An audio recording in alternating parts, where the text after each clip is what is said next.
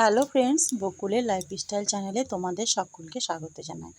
আজকে হচ্ছে 30 তারিখ। আজকে আমি আমার ছোট মেয়েকে কোলে পেয়েছিলাম, অর্থাৎ আজ হচ্ছে ওর জন্মদিন। 30শে জুলাই ওর জন্মদিন। দেখতে দেখতে এতগুলো বছর কেটে গেল, বড়ও হয়ে গেল। তো আজকে আমাদের যেহেতু জন্মদিনের উইশটা করতে নেই, সেজন্য আজকে আমি কিছু বানাবো না। তোমরা আগের ভিডিওতেও নিশ্চয়ই দেখেছো। আমি পরে বানাবো, কয়েকদিন পর আমাদের বানাতে হয়। তো সেদিনই আমি একটুখানি ছোটো করে পার্টি করবো বা ওকে রান্না বান্না করে দেবো। তবুও আজকে যথাসাধ্য একটুখানি ওর পছন্দ মতো কিছু বানানোর চেষ্টা করব। আর এই যে দেখছো বাচ্চাগুলো, ওদের সঙ্গে একটুখানি মজা করে নিলাম। আর বৃষ্টির তো ছুটি নেই, লাগাতার বৃষ্টি হয়ে যাচ্ছে। তোমাদের ওদিকেও কি বৃষ্টি হচ্ছে? আমাকে একটু জানাইও তো। মানে মাথাটা খারাপ লাগছে, না শুকোচ্ছে কোনো কাপড়, না বাইরে বেরোতে পারছি। যেহেতু আমাদের সব কাজ বাইরে, তাই বৃষ্টিটা আমাদের জন্য খুব সুখের নয়, এর অভিশাপের মতো। বাইরে বেরোতে পারি না, কুয়োতলে সব কিছু বাসন ধুতে হয়, সবসময় ভিজে ভিজে কাজ করতে হচ্ছে।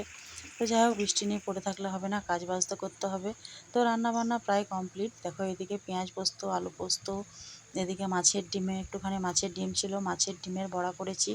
আর এগুলো কিন্তু আমাকে সব মাছ টাছগুলো বাইরেই করতে হয়। আরেক মেয়ে আমার আবার খায় না, ওটা নিয়ে একটা ঝঞ্ঝট।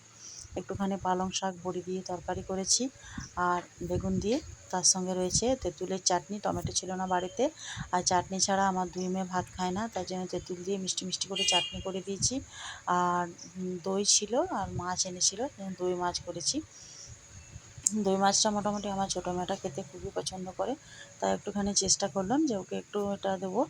আর তারপর সন্ধ্যাবেলা ভেবেছি একটুখানি ফ্রায়েড রাইস করবো, আর দই আলু করে দেবো, তার সঙ্গে ডিম দিয়ে দেবো দুটো। তো ডিমটা ওর বাবাকে আর ওকে দেবো, আর আমার তো বড়ো মেয়ে তো ডিম খায় না। তো দেখো আমি মোটামুটি সব রান্নাটা শেষ করে নিয়েছি, দই আলুও এখানে করে নিয়েছি। তারপর একটুখানি ভাবছি যে ছাতুর পুর দিয়ে একটুখানি পরোটা বানিয়ে, যেহেতু পরোটাটা খেতে বেশি ভালোবাসে। তো এখানে আমি আটায় মেখেছি, ময়াম দিয়ে একটুখানি আটা মেখেছি, ছাতুর পুরটা বানিয়ে নিয়েছি। বেশ কয়েকটা মানে গোল গোল করে রেখে দিয়েছি, যাতে আমার পরোটা বানাতে সুবিধা হয়। এবার দেখো পরোটাগুলো আমি ভেজে নিচ্ছি, বেশ বাটার দিয়ে ভেজে দিচ্ছি। বাটার দিয়ে পরোটা খেতে আমার মেয়ে খুব ভালোবাসে। তার সঙ্গে দই আলু, তার সঙ্গে একটুখানি সবজি ছাড়াই ফ্রায়েড রাইস করবো। সবজিটা দিলে ওরা খায় না, বেকার ফেলে দেয়। তাই জন্য শুধুমাত্র ড্রাই ফ্রুট দিয়ে একটুখানি ফ্রায়েড রাইস করে দেবো, বাসমতি রাইস দিয়ে। তো দেখো পরোটাগুলো কিন্তু বেশ ভালো দেখাচ্ছে, দেখেই খেতে ইচ্ছে করে। এরকম পরোটা আমারও খুব ভালো লাগে, ছাতুর পুর দিয়ে পরোটা। তো পরোটাগুলো বানিয়ে নেওয়ার পর চালটাকে ভিজিয়ে রেখেছিলাম প্রায় আধ ঘন্টা মতো, ফ্রায়েড রাইসের চালটাকে।